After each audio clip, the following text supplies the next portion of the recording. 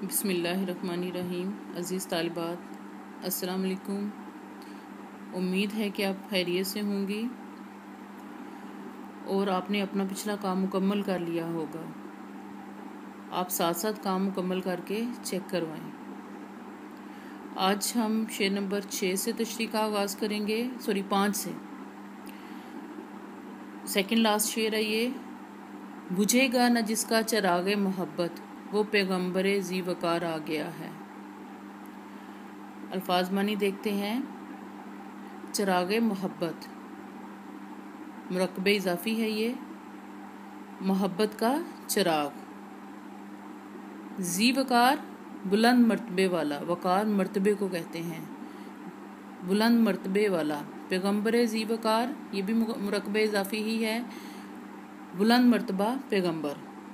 پہلا مصرع دیکھیے، شاعر کہتا ہے کہ جس کا چراغ محبت کبھی نہیں بجھے گا، وہ عالی مرتبہ پیغمبر اس دنیا میں تشریف لے آیا ہے۔ اس شعر میں شاعر کہتا ہے کہ آپ صلی اللہ علیہ وآلہ وسلم نے محبت کا جو چراغ روشن کیا ہے، وہ تا قیامت روشن رہے گا اور اپنی روشنی سے دنیا میں سے جہالت کی تاریکیوں کو ختم کرے گا۔ اس محبت کے چراغ کو، یعنی یہ چراغ ہمیشہ کے لیے ہے، اس محبت کے چراغ کو دنیا کی کوئی طاقت، کفر و شرک کا کوئی طوفان، کوئی آندھی اس کو بجھا نہیں سکتی۔ یعنی آپ صلی اللہ علیہ وآلہ وسلم نے جو چراغ روشن کیا ہے وہ ہمیشہ کے لیے ہے۔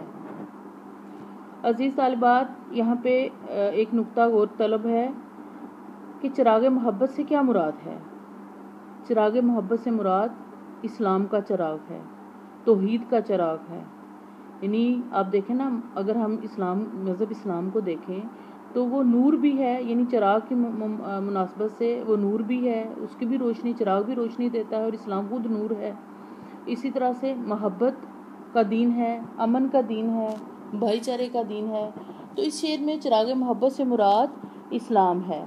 اسلام امن اور محبت کا دین ہے، اور اس کا بنیادی جو پیغام ہے وہ محبت ہے، اور اسلام کے نور سے دنیا میں سے کفر، شرک اور جہالت کے اندھیرے ختم ہو گئے ہیں، اس لیے شاعر نے اسے چراغ محبت قرار دیا ہے۔ عزیز طالبات، یہ ایک حقیقت ہے کہ دین اسلام اللہ کا پسندیدہ دین ہے اور قیامت تک کے لوگوں کے لیے قابل عمل ہے۔ یہ دین ہمیشہ قائم رہے گا، پھلتا پھولتا رہے گا، قیامت تک اس کا چراغ جو ہے وہ روشن رہے گا۔ جیسے کہ اللہ تعالیٰ نے فرمایا، سورہ مائدہ کی آیت نمبر 3 ہے، آپ صلی اللہ علیہ وآلہ وسلم سے اللہ تعالیٰ مخاطب ہے: آج میں نے تمہارے لیے دین کو مکمل کر دیا اور تم پر اپنی نعمت پوری کر دی، اور تمہارے لیے اسلام کو تمہارے دین کی حیثیت سے قبول کر لیا۔ اسی طرح سے آپ صلی اللہ علیہ وآلہ وسلم کا فرمان ہے: یقیناً بہترین کلام اللہ کی کتاب ہے، اور بہترین طریقہ محمد صلی اللہ علیہ وآلہ وسلم کا طریقہ ہے۔ اس لیے اللہ تعالیٰ نے یہ جو چراغ محبت جلایا ہے، جو آپ صلی اللہ علیہ وآلہ وسلم جو یہ چراغ، محبت کا چراغ یعنی اسلام لے کے آئے ہیں، یہ ہمیشہ تک کے لیے ہے، قیامت تک کے آنے والے لوگوں کے لیے قابل عمل ہے۔ دوسرے مصرعے میں شاعر کیا کہہ رہا ہے؟ وہ پیغمبر ذی وقار آ گیا ہے، یعنی آپ صلی اللہ علیہ وآلہ وسلم جو محبت کا چراغ، یعنی وہ ہستی جو محبت کا یہ چراغ لے کر آئی ہے، وہ عالی مرتبہ پیغمبر ہے۔ یہاں پہ آپ صلی اللہ علیہ وآلہ وسلم کے مرتبے پہ بات ہو رہی ہے، اور آپ صلی اللہ علیہ وآلہ وسلم خاتم النبیین ہیں، تمام پیغمبروں سے افضل ہیں۔ آپ صلی اللہ علیہ وآلہ وسلم کا مرتبہ دوسرے پیغمبروں سے بلند اس لیے ہے کہ آپ صلی اللہ علیہ وآلہ وسلم پر اللہ تعالیٰ نے اپنا دین مکمل کر دیا، اور آپ صلی اللہ علیہ وآلہ وسلم جو تعلیمات لے کر آئے وہ ہمیشہ کے لیے ہیں۔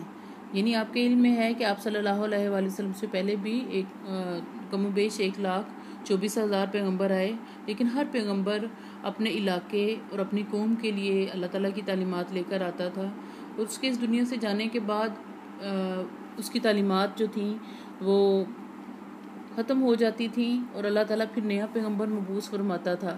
لیکن آپ صلی اللہ علیہ وآلہ وسلم جب اس دنیا میں تشریف لائے اور جو تعلیمات لے کر آئے، جو قرآن پاک لے کر آئے، جو محبت کا چراغ لے کر آئے، وہ ہمیشہ کے لیے ہے، اس لیے آپ صلی اللہ علیہ وآلہ وسلم کا مرتبہ دوسرے پیغمبروں سے مختلف ہے، ممتاز ہے۔ سارے نبیوں کے عہدے بڑے ہیں لیکن آقا کا منصب جدا ہے، وہ امام صف انبیاء ہیں، ان کا رتبہ بڑوں سے بڑا ہے۔ نبی دوسرے پیشوا بن کے آئے، محمد مگر مصطفیٰ بن کے آئے۔ تو یہاں پہ پہلے مصرے میں اسلام کی بات ہو رہی ہے چراغ کے طور پہ، اور دوسرے مصرے میں آپ صلی اللہ علیہ وآلہ وسلم کے بلند مرتبے کی شاعر نے تعریف کی ہے۔ اگلا شعر دیکھیے، زمانے کو اب اپنی، آخری شعر ہے یہ، زمانے کو اب اپنی منزل مبارک کے ایک ہجر صد رہ گزار آ گیا ہے۔ یہ شعر اس پہ غور و فکر کی ضرورت ہے۔ سب پہلے مصرے میں شاعر کہتا ہے زمانے سے مراد کون ہے؟ لوگ ہیں، دنیا ہے، یعنی دنیا کو شاعر مبارک دے رہا ہے کہ دنیا کو مبارک ہو کیونکہ اس کو اپنی منزل مل گئی ہے۔ کیوں منزل مل گئی ہے؟ کیونکہ آپ صلی اللہ علیہ وآلہ وسلم ایک ایسی ہستی کے طور پہ تشریف لائے ہیں، ہجر کے طور پہ تشریف لائے ہیں، جو کہ صد راہ گزار، صد فارسی میں 100 کو کہتے ہیں، راہ گزار مختلف راستے، یعنی 100 راستے، ان سے مراد یہ کہ زندگی کے تمام راستے، یعنی ایک ایسی ہستی ہجر بن کر تشریف لائی ہے، یعنی کہ ہجر بن کے نہیں، یہ نعوذ باللہ آپ صلی اللہ علیہ وآلہ وسلم کو ہم ہجر سے تشبیہ نہیں دے سکتے، بلکہ آپ صلی اللہ علیہ وآلہ وسلم کا مقام بہت بلند ہے کہ ہجر علیہ السلام تو کسی ایک راستے کی طرف انسان کی رہنمائی کرتے ہیں، لیکن آپ صلی اللہ علیہ وآلہ وسلم زندگی کے مختلف 100 کا ذکر ہوا، اور 100 سے مراد لامحدود راستے، یعنی کئی 100 لامحدود راستوں کی طرف زندگی کے مختلف شعبوں اور مختلف پہلوؤں کی طرف رہنمائی کرنے والی ہستی ہے۔ اس لیے لوگ اب اپنی منزل پہ خیریت سے اور سلامتی سے اور حفاظت سے پہنچ جائیں گے۔ یہاں پہ پہلے میں ہجر کی وضاحت کر دوں۔ ہجر علیہ السلام کا قرآن پاک میں بھی ذکر ہے اور ایک بزرگ کے طور پہ ذکر ہے۔ بعض روایات میں ہے کہ وہ پیغمبر ہیں، لیکن قرآن پاک میں پیغمبر کے طور پہ ذکر نہیں ہے، بلکہ یہ ایک بزرگ کے طور پہ ذکر ہے کہ جن کے پاس بہت زیادہ علم تھا۔ حضرت موسیٰ علیہ السلام کے واقعے میں ان کا ذکر ہے کہ ان کو ایک علم والی ہستی اللہ تعالیٰ نے قرار دیا ہے۔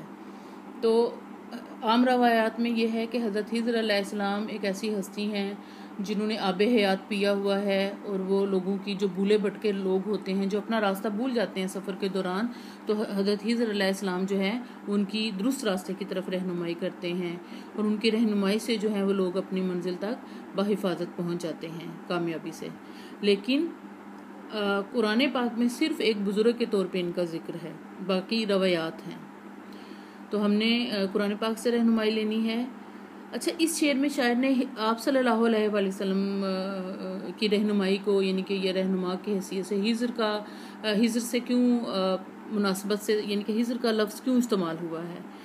سب سے پہلی بات تو یہ کہ آپ صلی اللہ علیہ وآلہ وسلم کی آمد سے پہلے دنیا کے لوگ جو تھے وہ درست راستہ بھول چکے تھے، گمراہی کا شکار ہو گئے تھے، اللہ تعالیٰ کی حقیقت کو بھول چکے تھے۔ اللہ تعالیٰ نے جو احکامات دیے تھے، جس راستے پہ چلنے کے لیے کہا تھا، جس راستے پہ چل کر زندگی گزارنے کے لیے کہا تھا، اللہ کا بتایا ہوا راستہ دنیا جو تھی وہ بھول چکی تھی۔ ہر کسی نے اپنا خدا بنایا ہوا تھا، کوئی پتھروں کے آگے اپنا سر جھکاتا تھا، کسی نے چاند سورج اور ستاروں کو اپنا خدا بنایا ہوا تھا، کوئی کسی بڑے جانور کو دیکھتا تو اس کو اپنا دیوتا بنا لیتا اور اس کے سامنے سر جھکانا شروع کر دیتا۔ لوگ جو تھے وہ خالق کو بھول چکے تھے، تو اللہ تعالیٰ نے بھولی ہوئی تھی دنیا اپنے خدا کو محشر، خالق کو محشر۔ تو کہنے کا مطلب یہ کہ دنیا جو تھی وہ اپنے اصل تخلیق کرنے والے کو، اصل مالک کو، اصل خالق کو، اصل معبود کو بھول چکے تھے۔ تو آپ صلی اللہ علیہ وآلہ وسلم ایک ایسی ہستی کے طور پہ تشریف لائے جنہوں نے دنیا کو نہ صرف عبادت کرنے کے طریقے بتائے، ایک اللہ کی پہچان کرائی، انہیں بتایا کہ کون عبادت کے لائق ہے، صرف اللہ ہی عبادت کے لائق ہے، وہی اس کائنات کا خالق اور مالک ہے، اس کے سامنے ہی سر جھکاؤ۔ اور نہ صرف یہ کہ آپ صلی اللہ علیہ وآلہ وسلم نے ان کی رہنمائی، یعنی اللہ تعالیٰ کی پہچان کروائی، اللہ کے راستے کی طرف کروائی یا عبادت کے طریقے بتائے، بلکہ انہوں نے دنیا کو زندگی گزارنے کے طریقے بھی سکھائے۔ یعنی آپ صلی اللہ علیہ وآلہ وسلم جو تعلیمات لے کے آئے وہ انسانی زندگی کے تمام پہلوؤں کا احاطہ کرتی ہے، چاہے وہ عبادت ہو، چاہے وہ سیاست ہو، چاہے حکومت ہو، چاہے معاشرت ہو، انسان کی ذاتی زندگی ہو، جو خاندانی زندگی ہو، کاروبار ہوں، یعنی آپ صلی اللہ علیہ وآلہ وسلم کی رہنمائی صد رہ گزار کے لیے ہے، یعنی کئی سو راستوں کی طرف رہنمائی ہے۔ آپ صلی اللہ علیہ وآلہ وسلم کی رہنمائی مکمل ہے۔ آپ صلی اللہ علیہ وآلہ وسلم نے جو رہنمائی کی ہے، جو تعلیمات لے کے آئے، اس پر چل کر یہ دنیا جو ہے اس کو نہ صرف اس دنیا میں اپنی منزل مل جائے گی، وہ دنیا میں کامیابی سے زندگی گزاریں گے، بلکہ آخرت میں بھی سرخرو ہوں گے۔ اس لیے شاعر لوگوں کو مبارک دے رہا ہے کہ وہ لوگ جو راستہ بھول چکے تھے، وہ بھٹک چکے تھے، وہ کیا کہتے ہیں، راستے کے اندھیروں میں کھو چکے تھے، گمراہی کا شکار ہو چکے تھے، اب وہ اپنی اصل منزل پا لیں گے۔ وہ انسانیت جو ہے وہ اپنی اصل منزل تک کامیابی اور کامرانی سے پہنچ جائے گی، کیونکہ ایک ایسی ہستی خضر کے طور پہ تشریف لائی ہے جو ان کی کئی سو راستوں کی طرف، زندگی کے ہر شعبوں کی طرف رہنمائی کرے گی۔ ٹھیک ہے، تو یہاں پہ خضر کی آپ نے وضاحت اس شعر میں کرنی ہے کہ خضر کون تھے اور آپ صلی اللہ علیہ وآلہ وسلم کی رہنمائی جو ہے وہ کہاں تک ہے، یعنی خضر کی رہنمائی کہاں تک محدود تھی اور آپ صلی اللہ علیہ وآلہ وسلم کی رہنمائی لامحدود ہے۔ اس لیے شاعر دنیا کو جو ہے وہ مبارکباد پیش کر رہا ہے کہ آپ صلی اللہ علیہ وآلہ وسلم کے آنے کے بعد دنیا جو ہے وہ اپنی منزل تک پہنچ جائے گی۔ شکریہ۔